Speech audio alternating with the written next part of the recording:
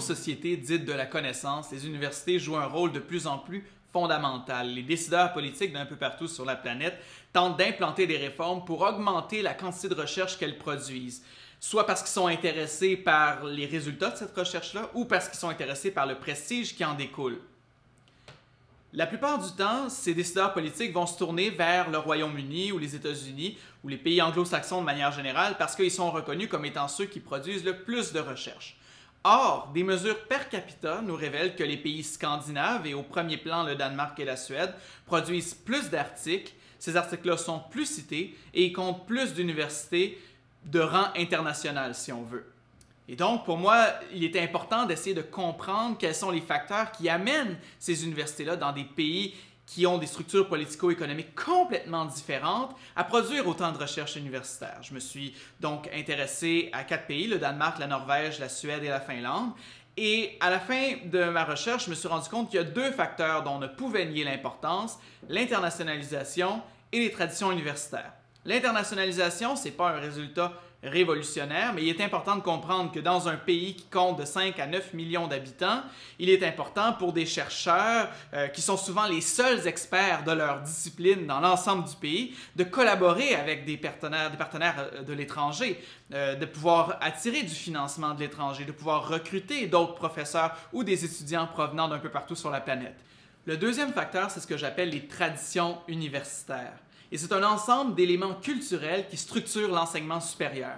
Depuis leur création, les universités dans les pays nordiques contribuent au développement économique, politique, social et culturel de leur société, ce qui leur donne un prestige, une légitimité qui se traduit en autonomie institutionnelle et en liberté académique. Dans le cadre du colloque de l'ACFAS, je vais présenter ces résultats un peu plus en détail, mais je vais surtout analyser comment le travail universitaire a évolué dans les sociétés social-démocrates nordiques. Tous les acteurs que j'ai rencontrés dans ces pays-là m'ont confirmé le rôle essentiel joué par les doctorants et les postdoctorants. Les pays nordiques ont presque doublé le nombre de doctorants dans les 10 dernières années. Et tout ça à cause de 2 facteurs.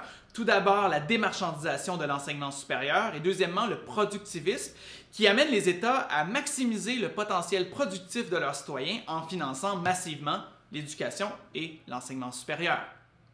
Tout ça contribue à la production de recherche universitaire parce qu'il y a un grand nombre de doctorants et de postdoctorants qui sont là, qui font de la recherche de très bonne qualité et qui doivent aussi surproduire s'ils veulent rester dans le milieu académique. N'empêche que cette situation pourrait devenir problématique à long terme, et pour 3 raisons. Tout d'abord, les professeurs m'ont expliqué des difficultés au niveau de la continuité dans leur projet de recherche. Il est difficile de faire un projet qui s'échelonne sur plusieurs années s'il faut sans cesse renouveler le personnel de recherche.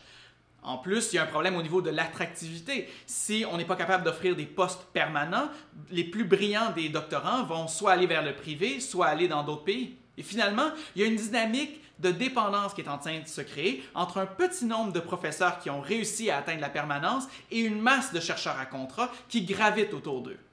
Je vous invite donc à ce colloque de 2 jours qui va se tenir le 8 et le 9 mai 2017 à l'Université McGill dans le cadre de l'ACFAS. Venez nous rencontrer, on va parler de gouvernance, d'internationalisation, de travail professoral sous les prismes systémiques, institutionnels, individuels. Bref, venez nous voir parce qu'on ne peut pas vraiment parler de savoir si on ne parle pas des universités.